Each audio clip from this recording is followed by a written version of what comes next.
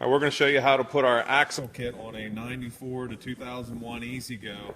And this is the old style 3-bolt steering. And what we mean is when you look at the floorboard where the steering column bolts, it bolts with 3 bolts. The newer style steering would have 4 bolts. Now you need to lift the cart up and place the frame on jack stands and remove your wheels and tires. And then the first step, with an 11/16 socket, you want to remove the castle nut. We already took out the cotter pin. Remove the castle nut from both the driver and passenger side steering arms on the spindle. You want to save these for reinstallation. Alright, now you want to remove the tie rod ends from the spindle, and we're going to use a pickle fork. Put it on top of the steering arm, and then you drive it in with a hammer, and it will lift the tie rod and allow you to remove it from the steering arm. If you don't have one of these, a lot of times you can get the tie rod out just by tapping on the steering arm with a hammer. You want to do this to both the driver and passenger side. The next step is to remove the king pins from both the driver and passenger side, and you want to use 3/4 inch ratchet and wrenches. And you want to save these bolts for reinstallation.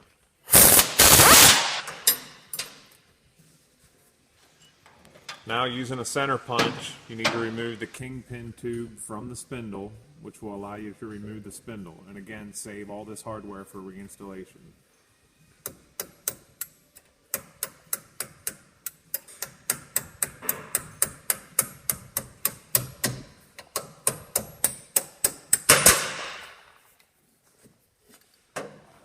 Alright, the next step is, using 5/8 inch wrench and ratchet, is remove the 3 bolts that are holding the leaf springs to the axle. You want to do this to both driver and passenger side and save these bolts for reinstallation.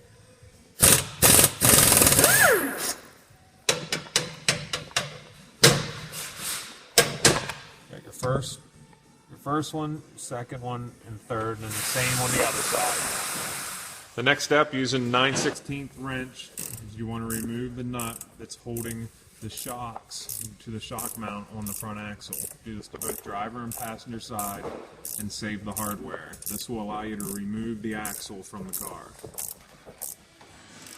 Now we're ready to install the axle.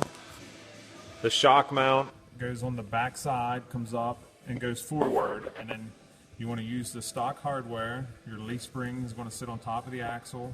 Use the supplied spring plate that comes with the lift kit and the stock bolts.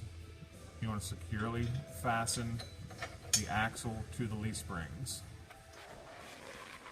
both driver and passenger side. Now that you have the leaf springs securely installed to the axle, you want to install the shocks using the stock hardware to the new shock mounts on both driver and passenger side and securely tighten these bolts. Now we're ready to reinstall the spindles using the stock hardware. Don't forget your thrust washer on top.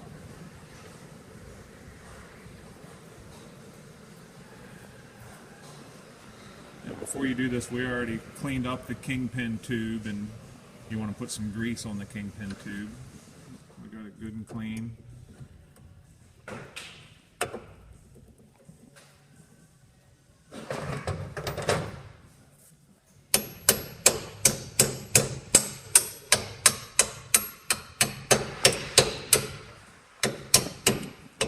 And you want to securely install using the stock hardware and washers, both driver and passenger side.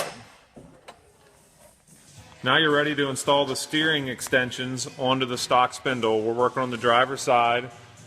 It gets put onto the steering arm, and then down through the stock hole of the steering arm is your 1¼ bolt, and then your 2-inch bolt goes through the bottom side, but your head must come out towards the tire. You want to go ahead and securely tighten these to both driver and passenger side. Notice how the steering arm comes up and goes towards the back. Now we're going to lift the rear of a 1200 Workhorse. The way you tell if it's a 1200 Workhorse or an 800 Workhorse is 1200 Workhorses have the rear brake cable on top of the axle, and 800 Workhorse has a rear brake cable on the bottom of the axle.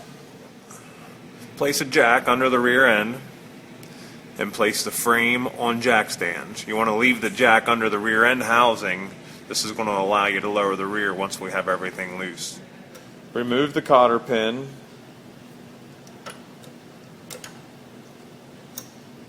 and the bolt that is holding the brake cable mount to the rear. And remove the rear brake cable. Using a 9/16 socket, remove the shocks from the car. You want to save these bolts for reinstallation.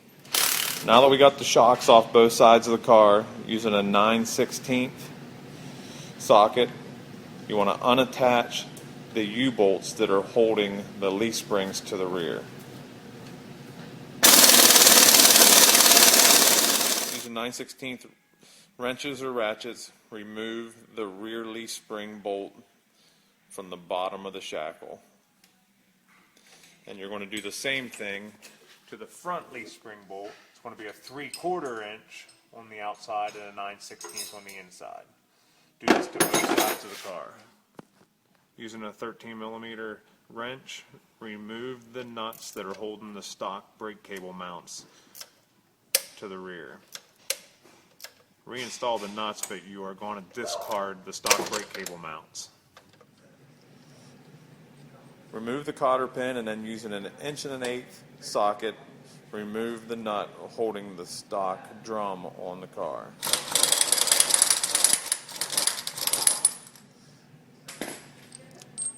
What we're going to do is remove the stock brake cable from the brake cable mount from the car, and you need access to the bolts on the inside to remove that. Using 1/2" socket and wrench, remove the bolt that is holding the stock brake cable mount to the car. We're going to discard the stock brake cable mount. The rear lift kit comes with new brake cable mounts. Do this to both the driver and passenger side. Using the stock hardware, reinstall the hubs to the car once you have the stock brake cable mounts removed. Using a 16mm wrench, remove the rubber bump stop from the rear axle on both sides of the car. Now we're working on the driver's side of the car, and the rear mounts are side specific. The brake mount on the rear mount will go to the front of the car and face towards the outside of the car. You want to take your stock U-bolt, put it in the front bottom mount, and it's going to install to the stock leaf spring mounts.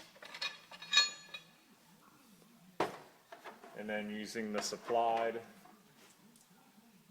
3/8 by 1 1/4" bolts, you're going to mount the rear mounts to the back side of the car. Using the stock hardware, loosely install the leaf springs back to the car, and then using the jack, you want to maneuver your rear end to line the center pin of the leaf spring to the center pin of the center pin hole of the rear lift mount. Install the shock plate to the top of the leaf spring with your new shock mount hole facing towards the inside of the car and the rear. You want to securely tighten using the stock U-bolt in the rear and the supplied 3/8 by 1.5" bolts in the front. The front, remember, you're going into the threaded studs on the bottom rear lift mount. Do this to both sides of the car. Reinstall the brake cable to the new brake cable mount. You do not want your brake cable to run underneath the leaf spring mount like it previously was. You want it to be below the leaf spring, and if you want it, you can wire tie it up. You want to make sure you have enough cable length. Using the stock hardware, reattach the brake cable. Reinstall the stock shocks to both the driver and passenger side of the car using the stock hardware and your new bottom shock mount.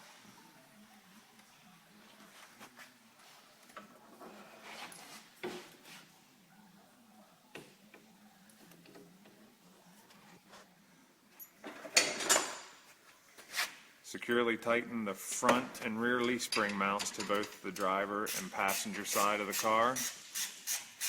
And then this is also a good time, once you're done, to go back and double check all nuts and bolts to make sure they're securely tightened. You're ready to install your wheels and tires, and the rear lift kit is done. Now that we have the lift done, we need to set the front end alignment, or the toe. And what you want to do is have the car on the ground, and you want to pick out a tread and measure across from driver's side to passenger side on the front portion of the front tires. And then once you get that measurement, you want to go to the rear portion of the front tires and get the same measurement. And when you have the front end set correctly, the front measurement should be 1/8 to 1/4 inch narrower than the rear measurement. It'll be actually what we call toed in. And if you need to make your adjustments, you want to go to the driver's side and passenger side tie rods, use a 22mm wrench and loosen the jam nut. And once the jam nut is loose, there's a knurl on the tie rod that will allow you to put, I think, what is it, a 9/16? 9/16. A 9/16 wrench. And you can actually turn the tie rod, which will push the front of the tires in or the front of the tires out, whichever way you need to go. Then do it to both driver and passenger side, and once you got the front end aligned correctly, you want to make sure you retighten your jam nuts. He has this sitting pretty good, and if you imagine a straight line coming from the rear tire the whole way through the front, you can see the front portion of the front tire just slightly toes in. And then you're done. Just go back and double check all your nuts and bolts to make sure you have everything securely tightened.